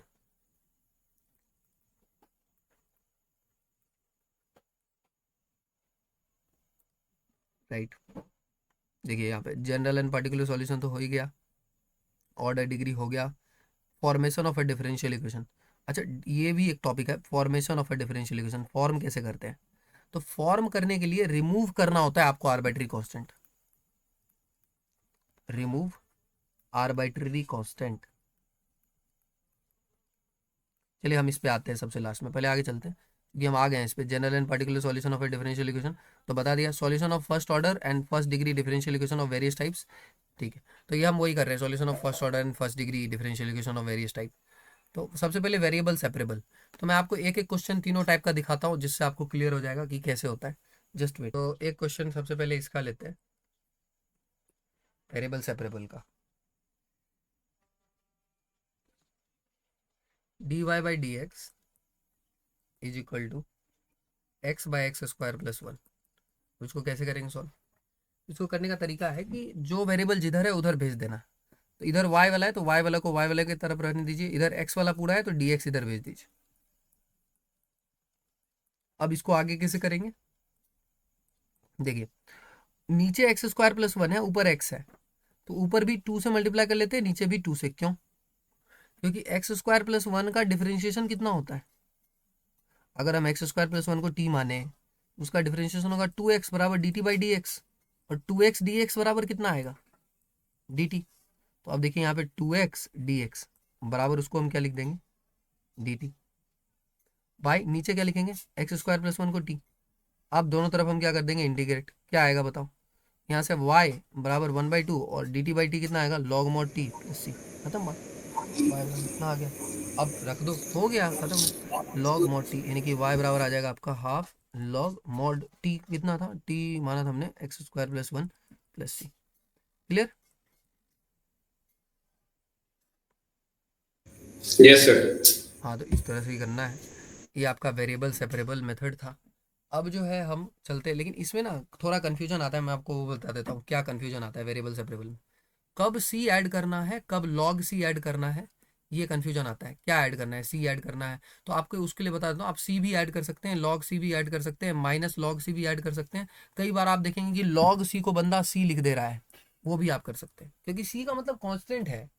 कोई आदमी कांस्टेंट को ये लिख सकता है, वन लिख सकता है, मान लो वन क्या है, वन वन कांस्टेंट है। कोई आदमी उसी कांस्टेंट को क्या लिख सकता है, लॉग 10 नहीं लिख सकता है, उसी कांस्टेंट वन को क्या लिख सकता है, लॉग 10 लिख सकता है। तो वो सिचुएशन टू सिचुएशन डिपेंड करता है कि हमको कांस्टेंट क्या लेना है। तो वही स्किल है, जैसे क्वेश्चन में अगर लॉग वाला पार्ट 2 आ रहा है तो हम उस समय लॉग कांस्टेंट ले लेंगे ताकि सिचुएशन को, और जैसे इसी क्वेश्चन में हम लॉग भी ले सकते थे, लॉग सी ले लेंगे तो क्या होगा, अगर इसी क्वेश्चन में हम ऐसे करते हैं कि y बराबर half log x square plus one, और यहाँ पर हम ले लेते हैं लॉग सी। ठीक, तो ये 2 किधर चला जाएगा, अगर एलसीएम लेंगे तो 2 लॉग सी हो जाएगा, और ये 2 इधर आ जाएगा तो 2y हो जाएगा। अब यहाँ पर हम ये 2 को यहाँ भेज देंगे तो सी स्क्वायर हो जाएगा। और अब क्या करेंगे, अगर 2 को वहाँ भेज दिया तो लॉग ए इंटू बी, लॉग ए इंटू बी क्या होगा, लॉग ए प्लस लॉग बी क्या होगा, लॉग ए इंटू बी होगा। ठीक, तो उस तरह से भी आप सॉल्व कर सकते हैं। क्लियर। Yes sir. अब आगे चलते हैं, 2 और टाइप बचता है बस आपका, है ना, होमोजेनस और ये। फिर मैं आपको थोड़ा एप्लीकेशन बताऊंगा, फिर मैं आपको एक क्वेश्चन दिखाऊंगा। अच्छा ये टॉपिक डिस्कस हुआ था हमारा इंक्रीजिंग एंड डिक्रीजिंग फंक्शन,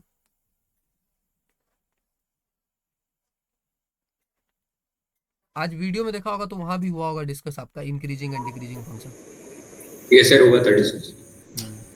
उसमें कैसे करते हैं इंक्रीजिंग डिक्रीजिंग में, आपका एफ डैश एक्स जो है पहले उसको निकालते हैं, वहां से क्रिटिकल पॉइंट निकालते हैं, राइट। और उसके बाद वहां से देखते हैं कहाँ पे वो पॉजिटिव दे रहा है, कहाँ पे निगेटिव। जहाँ पे पॉजिटिव दे रहा है वहाँ फंक्शन इंक्रीजिंग हो जाता है, और जहाँ पे निगेटिव देता है वहाँ पे फंक्शन डिक्रीजिंग हो जाता है, बात खत्म। उसके बाद आपका एक मेजर टॉपिक उस वीडियो में डिस्कस हुआ होगा मैक्सिमा मिनिमा को लेके, मैक्सिमम वैल्यू कैसे निकालते हैं, मिनिमम वैल्यू। और उसमें एक क्वेश्चन था, उसमें एरर भी आया था, उसका सॉल्यूशन मैंने करेक्ट करके नीचे बताया था कमेंट बॉक्स में, है ना। एक क्वेश्चन उससे सही बना था, फिर एक क्वेश्चन में एरर आया था, उसको नीचे करेक्ट किया मैक्सिमम मिनिमम में। ठीक है, तो उसको भी देखिएगा, मैक्सिमम मिनिमा का भी कॉन्सेप्ट है, और उसमें डिस्कस बताया है कि मैक्सिमम मिनिमम कैसे सॉल्व करते हैं। तो मैक्सिमम मिनिमम में वही है जैसे इंक्रीजिंग डिक्रीजिंग में है। मैक्सिमम मिनिमम में क्या था, वहाँ पे वैली मेथड बताया होगा आपको, कब वैली आ रहा है, कब आपका माउंटेन आ रहा है। ओके, मतलब अगर आपका क्रिटिकल पॉइंट आ रहा है तो क्रिटिकल पॉइंट के अराउंड अगर हम निगेटिव टू पॉजिटिव जा रहे हैं, क्रिटिकल पॉइंट के दोनों तरफ अगर हम निगेटिव टू पॉजिटिव जा रहे हैं, तो मतलब वो पॉइंट ऑफ क्या हो जाएगा, पॉइंट ऑफ आपका अगर निगेटिव टू पॉजिटिव गया क्रिटिकल पॉइंट के अराउंड ऐसे, ये क्रिटिकल पॉइंट है, मिनिमम। क्या हो जाएगा? मिनिमम। हाँ, वेरी गुड वेरी गुड। और प्लस टू माइनस गया, मतलब प्लस यानी छत ऊपर स्लोप फिर नीचे स्लोप, तो यहाँ पे मैक्सिमम हो जाएगा, है ना। तो बस यही चेक करना होता है मैक्सिमम मिनिमम में। और उसमें वर्ड प्रॉब्लम में कैसे सॉल्व करते हैं उस पर भी शायद चर्चा हुआ हो। वर्ड प्रॉब्लम में आपका अगर नहीं हुआ तो अभी हम कर देंगे, राइट, इंक्रीजिंग डिक्रीजिंग और वो। तो इस वीडियो के लिंक में भी मैं आपका वो वीडियो पिन कर दूंगा, जो लोगों ने नहीं देखा है उसको देख लीजिएगा, वो और ये वीडियो कंप्लीट मिला के आपको कैलकुलस का पूरा जानकारी मिल जाएगा, राइट। लिमिट वगैरह कैसे कैलकुलेट करते हैं अगर उस वीडियो में नहीं बताया है ना, तो एक बार मैं फिर से आपके सामने चर्चा कर दूंगा, है ना, डोंट वरी अबाउट दैट। सबसे पहले हम जो है होमोजेनस, अब होमोजेनस डिफरेंशियल इक्वेशन एक पर्टिकुलर टाइप है जो वेरिएबल सेपरेबल से जो क्वेश्चंस वगैरह नहीं बनता है उसको आपको होमोजेनस से बनाना होता है, ठीक है। मैं आपको पहले दिखाता हूँ कि आखिर होमोजेनस में आपका क्वेश्चंस किस तरह का आता है ना, और कैसे हम पता लगाएंगे कि कौन होमोजेनस है नया। जैसे एक क्वेश्चन लेते हैं, x square d Y plus y x plus y d x. अब इसमें आप कितना भी ट्राई कर लेना, अब इसमें आपको ऐसे दिया है कि so that y is equal to one when x is equal to one, such that y is equal to one when x is equal to one, x one, ये बाउंड्री कंडीशंस इसको बोलते हैं, बाउंड्री कंडीशंस। ये initial value problems में आता है, मतलब आपको कुछ कंडीशन दिया रहेगा और आपको पर्टिकुलर सॉल्यूशन निकालना है। अब आप इसमें कितना भी ट्राई कर लेंगे ना y x को अलग करने का, तो वो होगा नहीं, इसलिए आपको इसमें क्या करना पड़ेगा, d y by D x निकालना पड़ेगा। तो अब d y by D x जब निकालेंगे तो क्या आएगा इसमें, तो इसको पूरा को उधर भेज दीजिएगा, तो डी वाई डी एक्स निकालेंगे तो वो आएगा आपका minus y into x plus y by x square, यही आएगा। तो ये कह रहा है कि अगर d y by D x अगर आप निकालते हैं और ये पूरा आपका वाई बाई एक्स का ही फंक्शन आ जाता है, अगर आप इस साइड उसको देखेंगे और ये अगर आपका वाई बाई एक्स का फंक्शन आ जाता है, d y by D x, let me write यहाँ पे,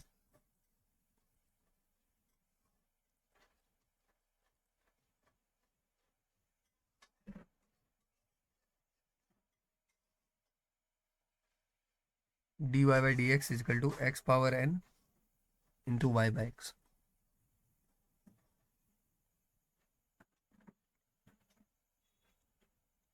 चलिए,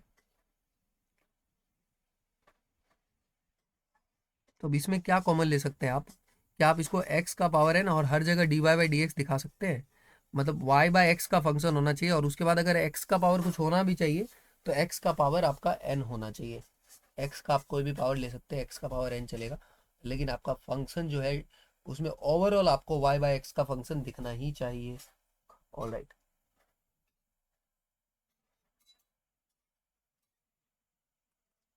इसमें आप x कॉमन ले लीजिए, क्या आएगा, one plus y by x और नीचे क्या है एक्स स्क्वायर, एक्स और एक्स कट जाएगा तो यहाँ क्या आएगा, minus y one plus y by x, और एक्स और एक्स कट जाएगा तो क्या आएगा, है ना, इस तरह से आ जाएगा।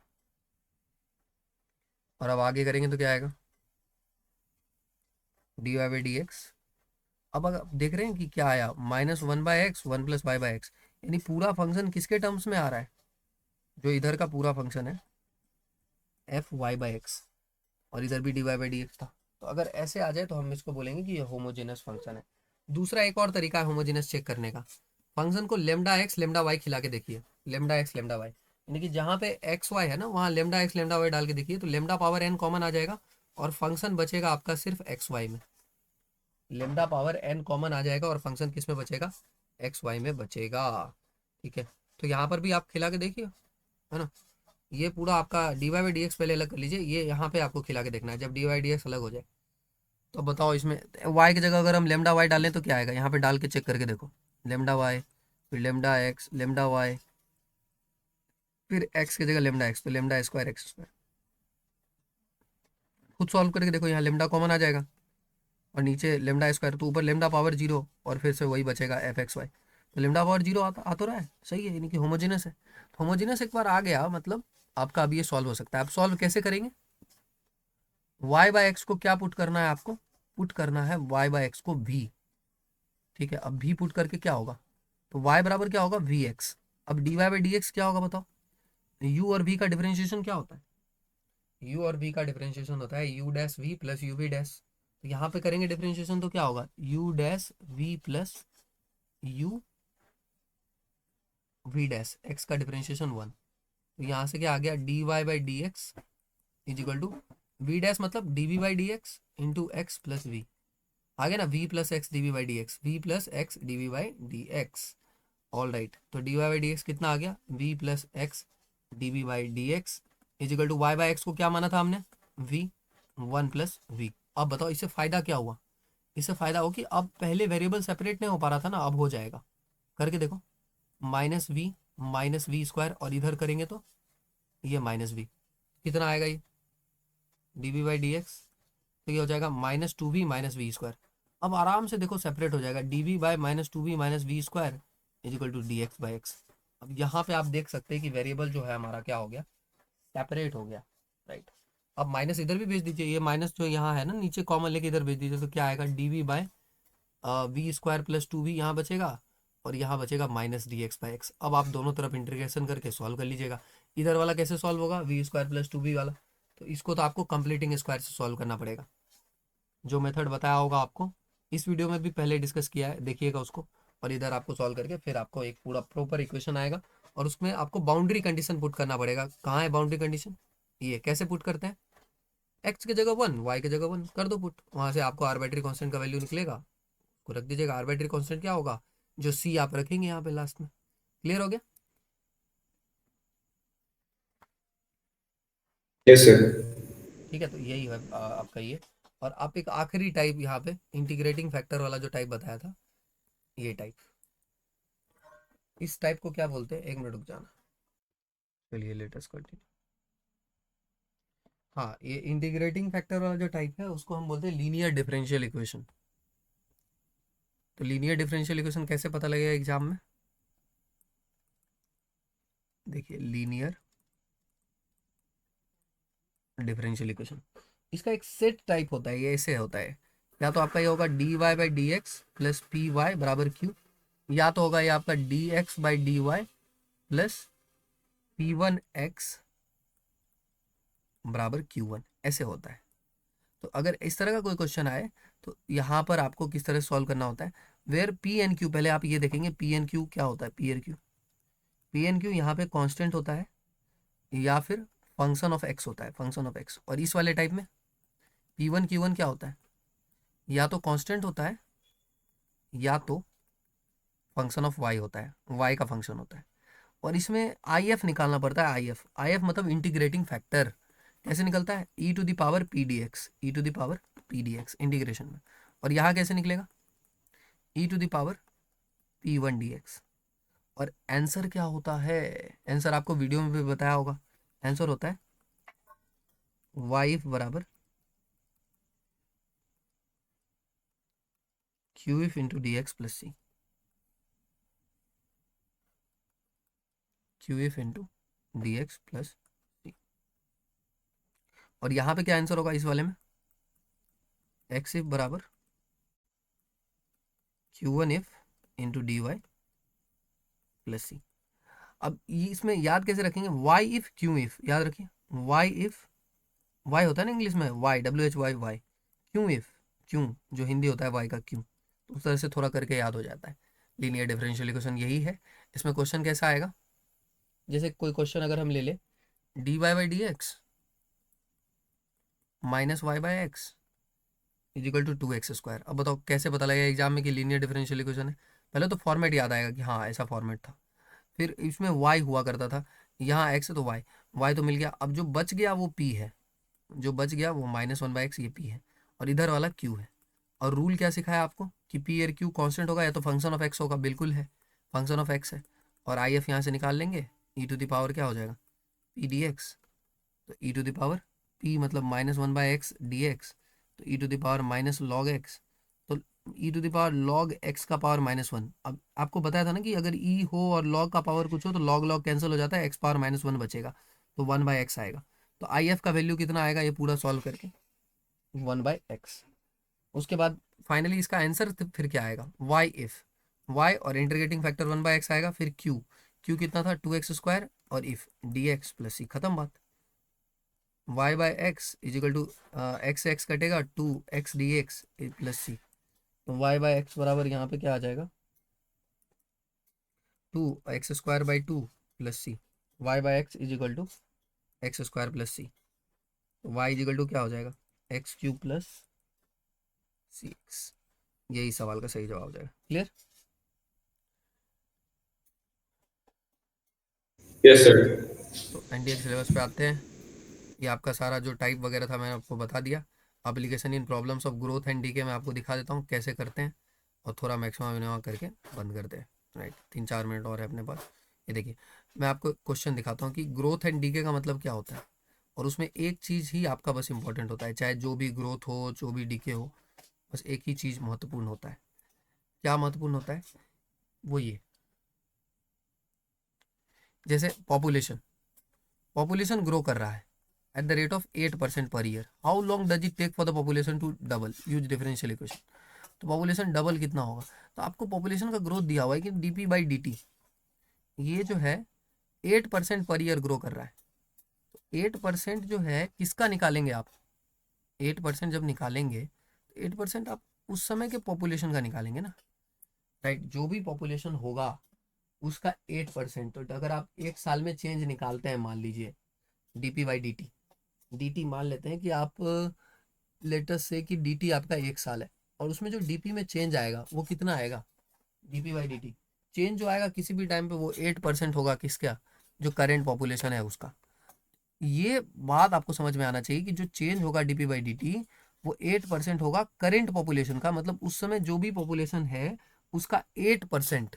या ऐसे सोच सकते हैं कि dp/dt एक साल में कितना बदला होगा, तो dp एक साल में कितना बदला, यानी कि change in population by change in time, एक साल। तो चेंज इन पॉपुलेशन कितना आएगा, 8% का चेंज आएगा। राइट, शुरुआत में अगर पॉपुलेशन 100 है तो 108 हो जाएगा। राइट, अगर बढ़ रहा है तो 8% हमेशा पॉपुलेशन का निकालेंगे, 8% ऑफ पी, यही बात है। और इससे dp/dt आएगा, फिर वेरिएबल सेपरेबल लगा के सॉल्व करेंगे, फिर आंसर आएगा। और उसके बाद इसमें इनिशियल कंडीशन रखेंगे। बताओ, अगर टाइम 0 है तो पॉपुलेशन p0 के बराबर होगा, होगा कि नहीं होगा, इनिशियल पॉपुलेशन हो जाएगा, पॉपुलेशन बराबर p0।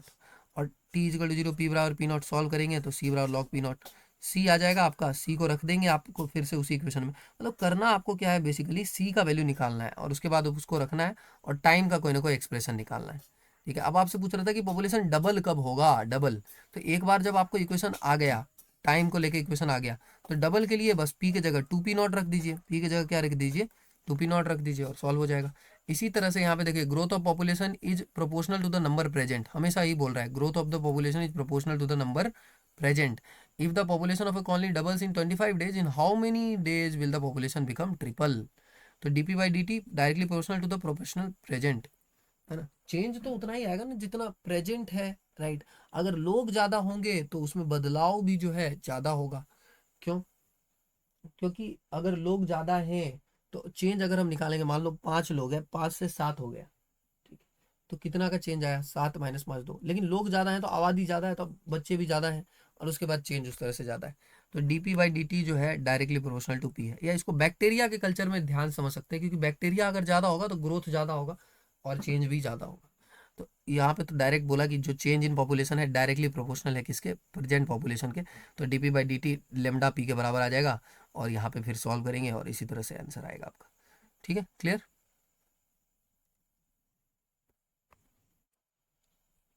Yes sir. हर सवाल में वही से स्टार्ट होगा, देख लो।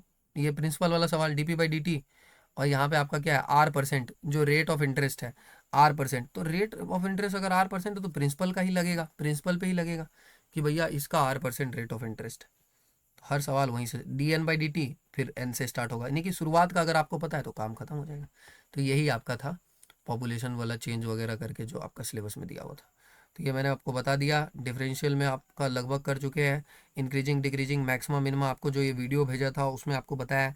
मैक्सिमम मिनिमम में बस अगर वर्ड प्रॉब्लम ने बताया तो एक बार आपको मैं वर्ड प्रॉब्लम दिखाई देता हूँ कि वर्ड प्रॉब्लम कैसे काम करता है।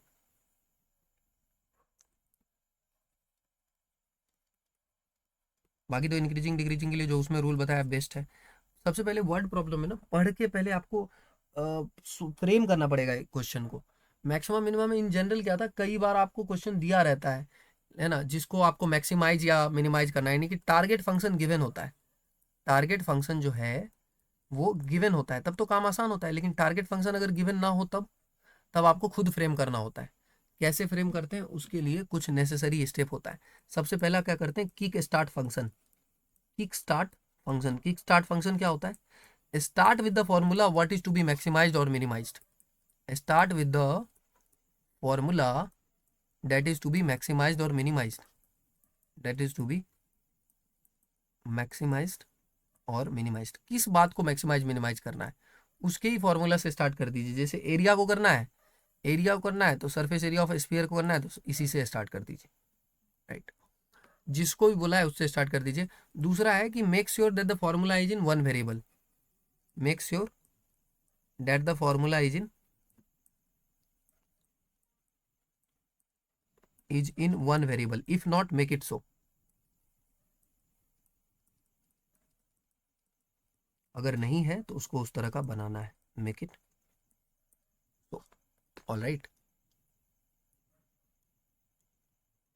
और उसके बाद आपको क्या करना है, उसके बाद तो सब स्टेप सेम है। सबसे ज्यादा दिमाग यहीं पे लगेगा, कैसे उसको एक वेरिएबल बनाएंगे। तो गिवन कंडीशन से होता है, कई बार सिमिलैरिटी को यूज करके, कई बार जो गिवन है कि हाइट रेडियस का आधा है, जैसे वी बराबर पाई आर स्क्वायर एच आई, लेकिन एच दिया हो कि r/2 है, तो डायरेक्ट एच की जगह r/2 आ जाएगा। इंश्योर करना है कि वेरिएबल एक ही हो। इसके बाद क्या करना है, कुछ नहीं, इसके बाद तो सेम है प्रोसेस जैसे आपको बताया उसमें। डिफ्रेंशिएट करिए और इसको इक्वल टू 0 पुट करिए, वहां से सीपी निकलेगा। सीपी मतलब, सीपी पहले ही बताया आपको, सीपी मतलब क्रिटिकल पॉइंट। और उसके बाद उसको नंबर लाइन पे प्लॉट करिए और उसके बाद डिसाइड करिए। प्लस से माइनस होगा तो मैक्सिमा होगा, माइनस से प्लस होगा तो मिनिमा होगा। अच्छा, वहाँ सेकेंड डेरिवेटिव टेस्ट भी बताया होगा, एफ डबल डैश एक्स। अगर एफ डबल डैश एक्स अगर आपका पॉजिटिव आ जाए तब पता है क्या होता है, तब आपका मिनिमा होता है। और ये नेगेटिव आ जाए तब क्या होता है, मैक्सिमा। ये थोड़ा उल्टा मैक्सिमम, है। और पॉइंट ऑफ इन्फ्लेक्शन क्या होता है, पॉइंट ऑफ इन्फ्लेक्शन, तो जहाँ पे चेंज ना हो रहा हो। Yes, very good very good. चलिए, एफ डैश एक्स का साइन। तो इस तरह का ये क्वेश्चन आता है, ये आपका था यहाँ पे। कुछ लोग बोल रहे थे कि लिमिट थोड़ा क्लियर नहीं हुआ उस वीडियो में, तो एक आखिरी चीज़ बात करके फिर ख़त्म करते हैं। लिमिट्स कैसे निकालते हैं, ये तो यार बहुत आसान है लिमिट निकालना। लिमिट तो अगर कोई फंक्शन पे निकालना है, limit x tends to 0 minus of f x, कैसे निकालेंगे। अगला लाइन कुछ नहीं है, तो क्लासरूम पे भी बताया, क्लास वाले वीडियो में भी। एच टेंस टू 0, ये 0 माइनस एच लिखेंगे। और इसका तो क्वेश्चन भी किया था PYQ वाला हमने, एफ माइनस एच। फिर पुट करेंगे, अगर 0 से छोटा है तो 0 से छोटा वाला में। ये थोड़ा लेंदी मेथड है लिमिट निकालने का। एक डायरेक्ट मेथड भी है कि 0 से छोटा है तो 0 से छोटे वाले फंक्शन में रख दीजिए, है ना। 2 फंक्शन दिया होगा, 3 फंक्शन दिया होगा, तो 0 से छोटा है तो 0 से छोटे वाले में डायरेक्ट पुट कर दीजिए। और ये थोड़ा है एच मान के वाला, तो दोनों ही काम करता है। लेकिन यहाँ पे कभी कभी क्वेश्चन ऐसा आता है कि आपको कंटिन्यूअस दिया होगा, डिफरेंशियल दिया होगा, उसमें आपको जैसे कोई फंक्शन मान लीजिए डिफरेंशिएबल है, तो वो फंक्शन कॉन्टिन्यूस जरूर होगा। उस फंक्शन में हम क्या क्या प्रॉपर्टी लगाएंगे, फिर डिफरेंशिबिलिटी का भी कंडीशन लगाएंगे, जो कि क्या है, LHD बराबर RHD। और कंटिन्यूस दिया है तो कंटिन्यूटी का, अपने आप कंटिन्यूस होगा तो कंटिन्यूटी भी लगाएंगे। ऐसा सवाल हम ऑलरेडी PYQ वाला उस दिन कर चुके थे, ठीक है। तो यही आपका था। इसके अलावा बताइए क्षितिज, कुछ पूछना है, ये आपका आखिरी क्लास था, सिलेबस में आपको कुछ पूछना है तो बताइए, कि सब क्लियर है तो बाद में भी पूछ सकते हैं। देख लीजिए, ये आपका सिलेबस है। यहाँ पर छोटी सी, हाँ बोलो बोलो। सर अभी तक तो मेरा को सब क्लियर है। हम्म, ठीक है, अगर कोई सर डाउट आता है जो ना तो मैसेज करना। हाँ, ये सब भी कवर कर चुके हैं। Application height and distances, height and distances, elevation, depression, वो तो आपको 10th में ही पढ़ाया गया था, है ना। अगर आप डायग्राम फोटो बना लेते हैं तो आपका बन जाएगा क्वेश्चन। फोटो बना लेना है, साइन थीटा टेन थीटा करके। और उसके बाद प्रॉपर्टीज ऑफ ट्रायंगल्स, तो उसमें साइन रूल लगता है, कोसाइन रूल लगता है, जो कि ट्रिगोनोमेट्री के फार्मूला सीट्स में आपको मिल जाएगा। ये ट्रिगोनोमेट्री का फार्मूला सीट है, इसको अपडेट भी कर दिया गया है। ये देखिए आपका जो रिजल्ट है हाइट एंड डिस्टेंसेस से रिलेटेड। और रिजल्ट आपको कोई याद नहीं करना है, आप कोई जनरल प्रूव कर सकते हैं। टैन बीटा को इसमें से निकालिए, टैन अल्फा को इसमें से निकालिए, जो बोल रहा है उसको सॉल्व करिए, बात खत्म। कोई लड़का ऊपर देख रहा है एंगल ऑफ एलिवेशन, कोई नीचे देख रहा है तो एंगल ऑफ डिप्रेशन, ठीक है। शैडो वाला क्वेश्चन इसमें आता है। और ये पूरा ट्रायंगल का प्रॉपर्टी वगैरह से रिलेटेड। इसमें सेलेक्टिवली पढ़ना है, सब कुछ नहीं पढ़ना है, याद रखिएगा। जो क्वेश्चन आपका एग्जाम में आ रहा है उसके हिसाब से पढ़ना होगा आपको। चलिए, बाकी PYQ का बुक आपको ऑलरेडी प्रोवाइड किया है। 6 से 19 यहाँ मिल जाएगा और 19 से आगे आपको NDA के साइट पे मिलेगा। और किस तरह से करना है उसके लिए आपको ऑलरेडी, अच्छा रुक जाइए, 1 मिनट रुक जाइए। कैसे करना है उसके लिए ऑलरेडी आपको यहाँ पे, अगर आप ग्रुप में जाएंगे तो आज आपको स्ट्रेटजी बताया था, है ना, कि लास्ट 1 मंथ में आपको सबसे पहले बेसिक सीखना चाहिए। एक प्लेलिस्ट आपको मिलेगा यहीं पे, पिंड कमेंट में जाएंगे और थोड़ा और ऊपर करेंगे, यहाँ पे आपको इन 5 videos I have covered complete NDA maths. तो इससे आपको बेसिक कवर हो जाएगा। बेसिक एक बार आपका कवर हो जाए उसके बाद आपको क्या करना है, पास्ट 10 ईयर का डायरेक्ट क्वेश्चन PYQ से बनाना है। फॉर्मूला सीट का यूज करना है आपको। यहाँ पर take print out of the, दूसरा स्टेप फॉर्मूला सीट और मेमोराइज करना है। Note all good questions, their logics and all questions which were not able to solve in first attempt in a separate copy called weak area improvement. Do not invest much time on probability statistics. इसको करने के लिए दूसरे 6 unit को करिए, लेकिन इसमें थोड़ा कम टाइम लगाइए। डेली थोड़ा थोड़ा क्वेश्चन इसमें आप सॉल्व कर सकते हैं। ये मॉक 15 अगस्त से दीजिए और GAT का सिर्फ सॉल्व करिए PYQ वगैरह। 15 अगस्त से पहले आपके पास एक स्ट्रैटेजी होना चाहिए ना, कि एग्जाम में जाएंगे तो किस तरह से क्वेश्चन सॉल्व करेंगे। पहले 45 क्वेश्चंस करेक्ट किन चैप्टर से करना है, मैं भी अपने हिसाब से आपको फ्रेम करके दे दूंगा, राइट। कुछ ना समझ आए तो आप पूछ सकते हैं, राइट। लेकिन कोई भी यूनिट छोड़िए मत, क्योंकि क्वेश्चन आपका मिक्स भेज आएगा। मिक्स भेज मतलब, अगर आप आज भी देखा होगा आपने क्वेश्चन में, इंक्रीजिंग डिक्रीजिंग के क्वेश्चन में क्या था, कि क्वेश्चन तो इंक्रीजिंग डिक्रीजिंग का था, लेकिन उसमें मिक्स क्या था, डिटर्मिनेंट मिक्स था, ठीक है। तो इस तरह का क्वेश्चन आता है। Clear? Yes, sir. All right, so that will be all from my side. Thank you so much everyone for joining, right. And yes, keep the hard work on, and keep honest work on actually, and there is always a scope for improvement, right. And so keep on improving and all the very best. Thank you so much. Jai Hind. Bye.